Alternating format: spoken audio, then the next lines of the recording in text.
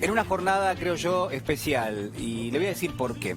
Porque en gran medida la Argentina que se debate, la Argentina que nos toca vivir en forma cotidiana, aquella que tiene para nosotros cambios sustanciales, quizás en algún punto también muchísimos más sacrificios que antaño, esa misma Argentina se manifiesta una y otra vez en lo que uno podría considerar que es una agenda donde interviene la dirigencia política, la dirigencia sindical, los principales actores sociales de la Argentina. La realidad, se la cuento esta noche, yo pensaba comenzar el programa prácticamente en una especie de juego de contrastes entre las declaraciones que hizo en las últimas horas el expresidente Mauricio Macri y lo que uno podría contestarle, responderle, pero me daba cuenta que había algo ahí que no funcionaba y era que uno podía caer en una trampa.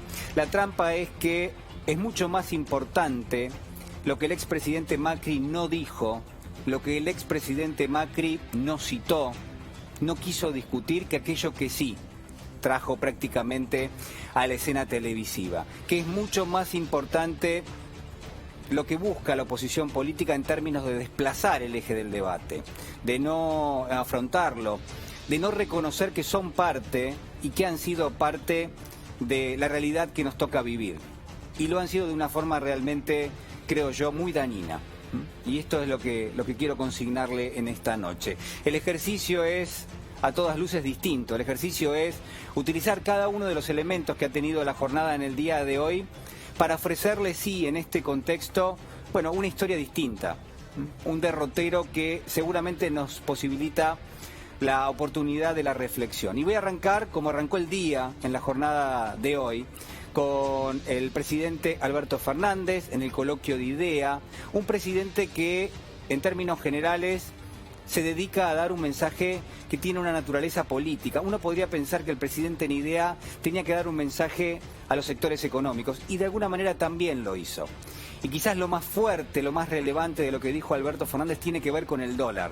Por eso consignamos ahí lo que son los temas del día: el dólar, el Fondo Monetario, la deuda, la inflación, la pandemia. La verdad que es una Argentina en un estado crítico, casi atravesando la peor crisis de su historia, aunque no parezca, o aunque sí lo parezca, a pesar de lo que discute su dirigencia política o a pesar de lo que propone, en este caso, el expresidente Mauricio Macri. Mire, arranquemos el programa y sobre todo comparto con usted la definición que daba más temprano el presidente Alberto Fernández. Escúchelo. Por una desconfianza que se crea porque se repiten cosas que objetivamente no son ciertas. Desde los que plantean que se viene una devaluación, hasta los que plantean que podemos quedarnos con los depósitos de la gente. Jamás haría semejante cosa. Lo que nosotros necesitamos es una Argentina que crezca con confianza. Y lo que necesitamos es que los empresarios, de una vez y para siempre, entiendan que tenemos que trabajar juntos para desarrollar a la Argentina. Y que el desarrollo no se da sin reglas claras que el Estado fije, y que el desarrollo, si no conlleva un desarrollo generalizado que alcance a todos los sectores de la comunidad, es un desarrollo que no sirve. El mensaje del presidente demuestra al mismo tiempo en qué situación, en qué lugar está parado el gobierno nacional. El gobierno está tratando de defender una idea de desarrollo, de crecimiento económico, de defender algo que fue parte de su campaña y que en todo caso uno podrá discutir si se ha aplicado en un todo o solamente en una parte, si quienes han estado a cargo de cada una de esas ejecuciones lo han hecho bien o no, y en todo caso en qué medida también la propia pandemia y por supuesto la cuarentena han limitado al gobierno en las posibilidades de mostrar aquello que vino a hacer.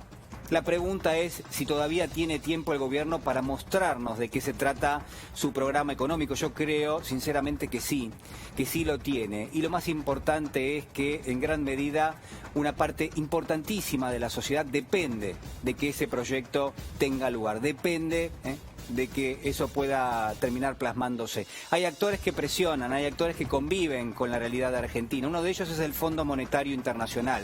Y no por casualidad en las últimas horas y en los últimos días, el propio Fondo Monetario una y otra vez empieza a hablar de la Argentina.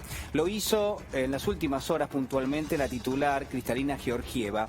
Y a ver, preste atención sobre todo de qué forma se refiere a la Argentina y qué es lo que dice Georgieva que le hace falta a este país y sobre todo al modelo económico. Escúchela. Well, Argentina faces a very dramatic challenges. The country is in deep recession. Social conditions are worsening.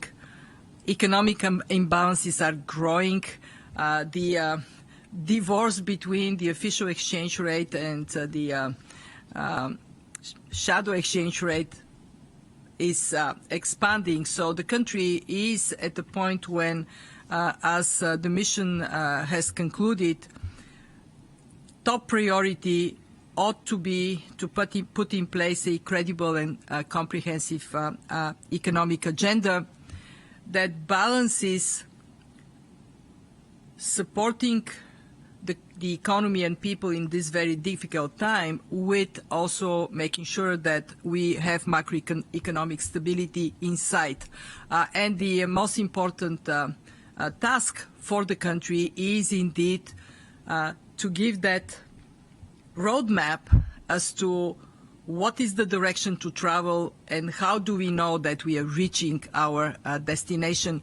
We are there for Argentina. The mission will return in November. Bueno, lo extraño, o no tanto, es que se la analiza a la Argentina como si el Fondo Monetario no hubiese tenido absolutamente nada que ver, como si no hubiese hecho la vista gorda cuando se fugaban miles de millones de dólares que el propio Fondo Monetario había inyectado en la Argentina para repagar deuda que había tomado el gobierno del expresidente Macri en un contexto donde el programa económico lo único que hacía generaba la promoción de la fuga de capitales, una y otra vez, la apertura de las importaciones, se malgastaban los dólares y nos quedamos con la deuda. Y el Fondo Monetario hoy hace un análisis totalmente aséptico, ¿no? Como si no hubiese tenido una participación importantísima. Creo yo que en última instancia el propio fondo está reconociendo que es corresponsable de esta situación y creo yo que de mínima en ese diagnóstico donde lo que pide es un plan económico creíble. Fíjese usted, ¿no? Ya han llegado al punto donde le exigen a la Argentina lo que se supone que para ellos debe ser un plan económico creíble. Y la pregunta es, ¿qué es eso? ¿Qué es un plan económico creíble para el Fondo Monetario Internacional? Creo yo que estamos en la antesala de que el propio Fondo Monetario venga a decirnos justamente cuáles son las condiciones. Por eso hay que estar bastante atento con esta situación. Le contestó, de alguna manera, elíptica si se quiere, el ministro de Economía, Martín Guzmán. Compartimos lo que es un destacado, en este caso en ámbito.com, dice Guzmán sobre el Fondo Monetario: queremos que el programa ayude a la recuperación económica del país y en ese contexto entonces dice que la idea es restablecer la estabilidad macro. Es un contexto, como yo le decía, sumamente complejo. Hoy el Fondo Monetario Internacional ha prácticamente puesto un pie en la Argentina a la hora de tomar definiciones de carácter económico, ¿no? Están presionando al gobierno en lo que se supone que es un programa económico. Vamos a ver en qué termina todo esto. Le decía que al mismo tiempo el día ofrece muchas lecturas. Por ejemplo, hoy se dio a conocer el dato de inflación del mes de septiembre y quizás hay dos lecturas allí. Primero, la inflación sigue siendo un problema muy importante en Argentina. Segundo, se da una inflación del 2,8% con las tarifas congeladas.